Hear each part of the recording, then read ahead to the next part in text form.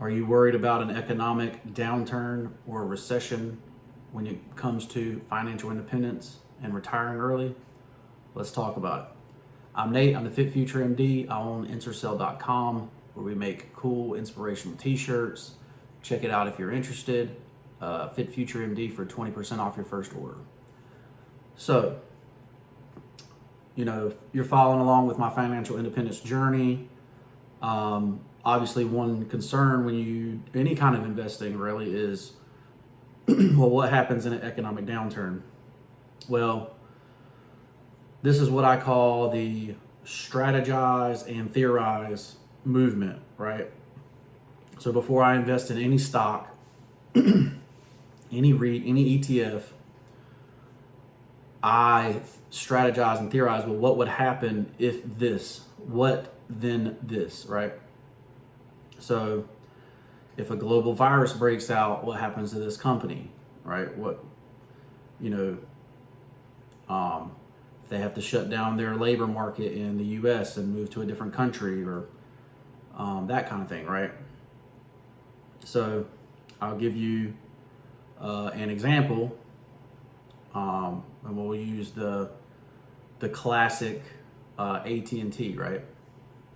So what happens to AT&T, in a global recession, right? You start thinking about it, well, maybe they don't have as many phone sales. Maybe, their revenue is decreased by the, percentage that the market is down, right? So say, you get an economic recession and, it's like the Great Recession where the market goes down 80%. With the debt capitalization that AT&T has right now, an 80% decrease may put them out of business, right? Because they have so much debt, right? That's really why AT&T has not been, doing as well, is because, they have a large debt problem, basically, right? But that debt problem, if there's no recession, can get worked out, and then that stock become it used to be the biggest stock on the planet, right? So can it return to that former glory? But this is why, and basically, so if you were a dividend investor, right, you would expect if there's a market downturn that they're going to cut their dividend. They're going to have no choice, right? So just because the dividend's saying 4, 5, 6% right now doesn't mean that that's going to be what the dividend is by the time you reach FIRE, and will continue in FIRE because they have this big, huge debt, obligation, right? What happens if they raise interest rates? Same thing, like they're going to have to pay more money for their debt, right? So unless they can have the cash to pay it off, that's why Apple is such a popular company. That's why Berkshire Hathaway is such a popular company, because they have so much cash, right? They have, they have more cash that would cover any of their debt that they have, right? If they have debt. But that's why Apple is such a popular company, even though, the iPhone could obviously be disrupted, by a newer, better product and some popular person endorsing the product, right? So, you got to think of so basically the idea here is that you should know your investments inside and out. You should know exactly what's going to happen to them. You should be able to strategize and theorize exactly what is going to happen to them in certain situations, right? If this person becomes president, what happens to this company? If this person becomes president, what happens to this company? If they pass a law that does this, if they pass a law that does that, so, and you really don't have to spend a lot of time. It's not like you're spending all day on stuff like this. You're saying, 10 minutes a day, I'm thinking about investing in this company next, right? And go through and make a little list, right, of things that could possibly happen.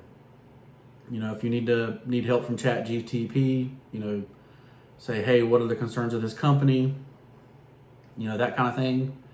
Obviously, using that is a great idea, right?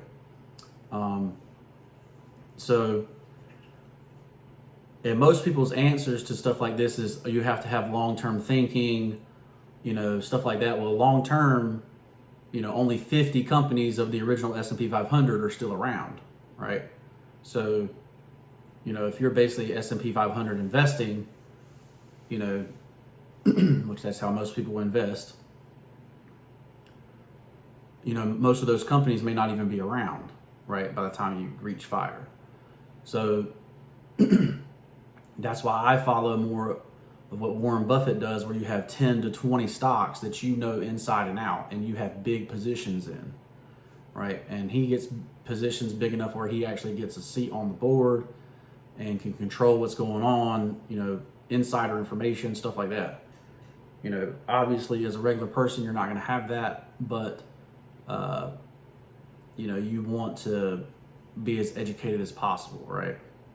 It shouldn't be a surprise that, an announcement comes out, this person said this, let's go with Tesla, right? Shouldn't be a surprise that Elon Musk tweets something that's inappropriate and Tesla takes a $20 dive, right? Like, that shouldn't be a surprise to you. You should have already strategized and theorized that that would happen, right? And honestly, if you're day trading the stock or swing trading the stock, you want that kind of stuff to happen, right? Because it causes fluctuation in the price, gives you an opportunity to buy low and sell high, right? So keep that in mind. Let's say long-term, I am a dividend investor, right? For long-term things. So I want to buy something that pays me, right? Because at the end of the day, what I really want to do is I want to get that payment. And then, so here's another thing, people are concerned that they'll run out of money, right? Well, I think the biggest thing is that they're doing the math as if they're selling off their assets, right? And the truth is, you don't really want to sell off your assets. You want to, so say a dividend portfolio, say that dividend paid you 4% that year of all your money. So you had, $1 million, it paid you 4%. I think that's like 40 grand. Well, you would live on the 20 grand and you would reinvest the other 20 grand, right? Of your dividends,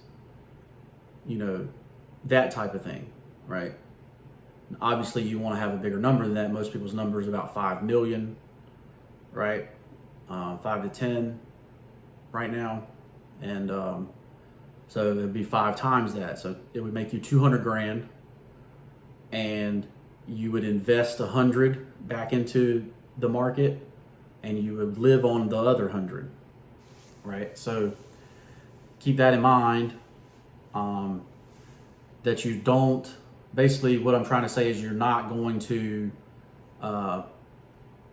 live on money that you haven't made yet, right? So you're not going to say, okay, my account got to 5 million and, I'm going to sell 100 grand of it to live, right? No, your portfolio did not make 100 grand for you to live on. It actually needs to pay you the 100 grand for you to live on 50 and reinvest the 50, right? And that's how you don't have to worry about economic downturns, right? Because your portfolio is going to continue to grow because you're still investing in the portfolio, right? And you're investing in new things, right? So even though you're retired or financially independent, you're not going to just stop, spending your 10 minutes a day reading about stocks, right? Or reading about companies. You're going to spend that 10 minutes a day reading about a company and you're going to take the money that you make and invest in those companies that are the future, the future Netflixes, the future Amazons, the future Teslas, even the future Apples, right? The companies that have been around for about 20 years and are just kind of stagnant and they just need a pop, to get them going. Nvidia was one of those, right? Nvidia has been, kind of forever, right? And all of a sudden, bam, the AI revolution comes around, and their CPUs are the best ones out there, and now they're a $1 trillion company, when they were sitting at like 300 billion, 200 billion for a long time. So keep that in mind. You're not really going to worry about economic downturns. There are going to be economic downturns, but the way you invest is definitely going to get you through the economic downturns.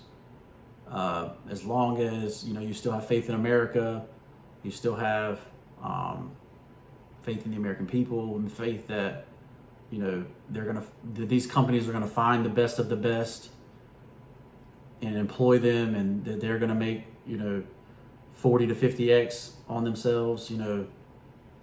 That's really what it's all about, right? That's how the economy works, and you want to be on that side of it, right? So let's say there's been an economic recession looming forever, right? We had a recession in 2022. Since then the market has recovered, obviously. But you had the recession in 2022, and now everything's back higher than it ever was, right? So, most of the time recessions last, 9 to 18 months, so, and then you got a 18-month, 2-year bull run, right? So keep that in mind, buy low, sell high, right? That's the idea. I'm Nate, I'm the FitfutureMD. Thanks for following along with my financial independence journey. Shop at Ensorsale.com if you're interested in cool t-shirts that inspire you. Use code FitfutureMD for 20% off, and we will see you in the next one. Peace.